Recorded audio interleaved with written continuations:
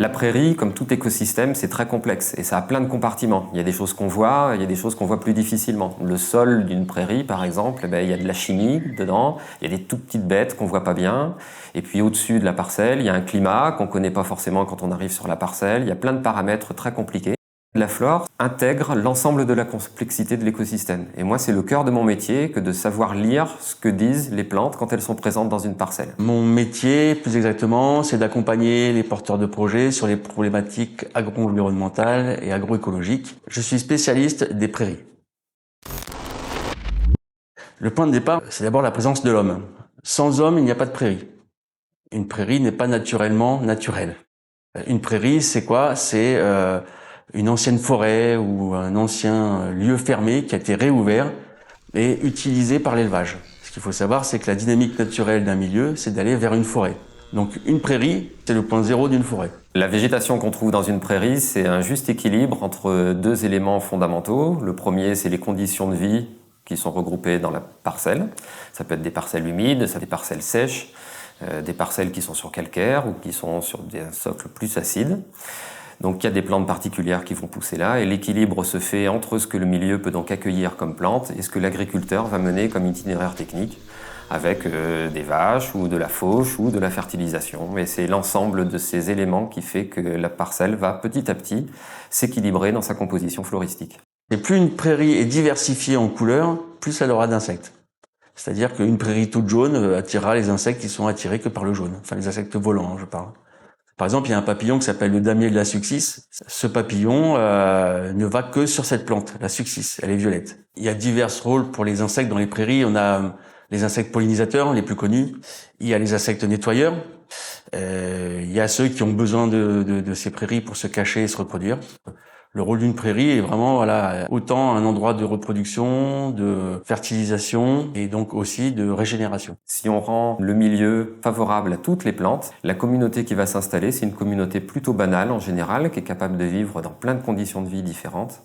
Alors que quand on rend le milieu plus contraignant, là c'est des espèces plus spécialisées qui vont se rencontrer et donc des communautés végétales plus originales.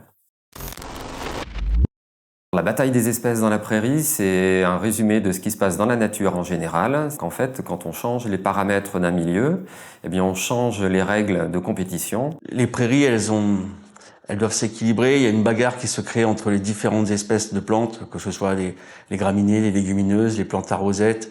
Alors, il y a toutes les plantes à fleurs. Il y a tout un équilibre qui doit se créer.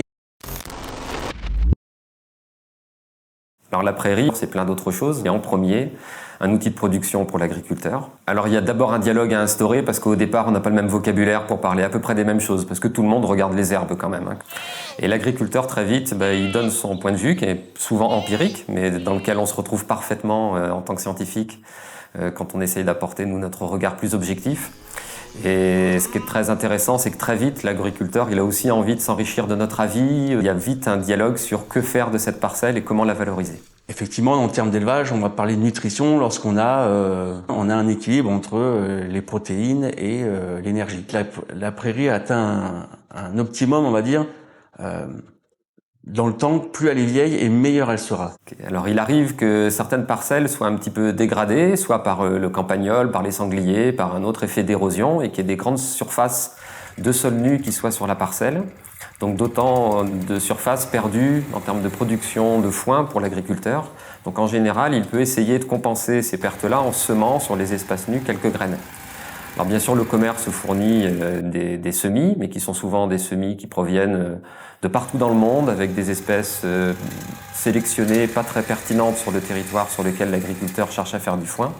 Et dans ce cas-là, il est possible pour l'agriculteur de récupérer les graines sur une parcelle qu'il trouve intéressante pour réutiliser les graines de cette belle parcelle sur les espaces où il a envie de semer de nouvelles végétations.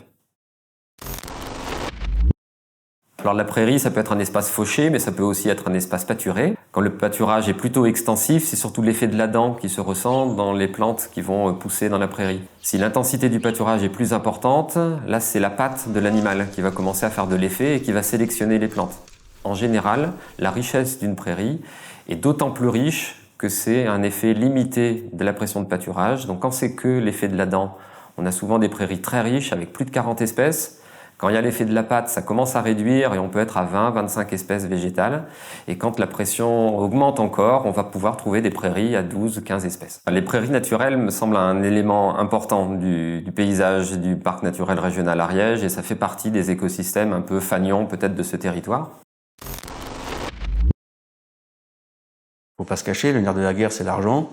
Et grâce aux enveloppes que nous ont concédées l'Europe, qui nous permettent de mettre en place des contrats qu'on appelle des mesures agro-environnementales. Ce sont des contrats de 5 ans entre l'agriculteur et l'État sur des prairies, et ce qui nous permet d'aller vers des changements de pratiques, pour certains, pour d'autres des maintiens de pratiques.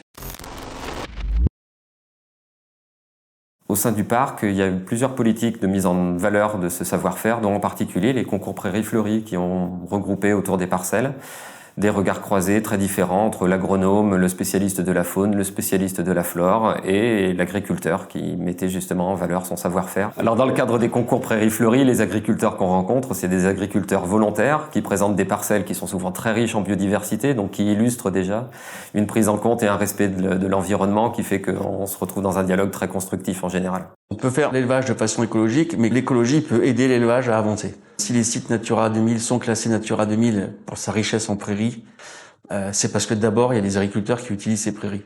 C'est pas parce que c'est devenu Natura 2000 qu'il y avait des belles prairies, mais c'est l'inverse. Quand je pense à l'espace du parc naturel régional des Pyrénées ariégeoises, mais je vois tout de suite des prairies. Alors des prairies très différentes. Si je suis sur le territoire du Mas d'Asile, j'y vois des prairies très riches en orchidées, très fleuries, de plein de couleurs différentes. Mais je pense aussi à l'espace parc, à la zone montagne, avec des prairies très fleuries et pleines d'espèces spécifiques à la montagne et à l'altitude, qui caractérisent un patrimoine particulier du parc. Donc le parc, c'est plein d'écosystèmes différents.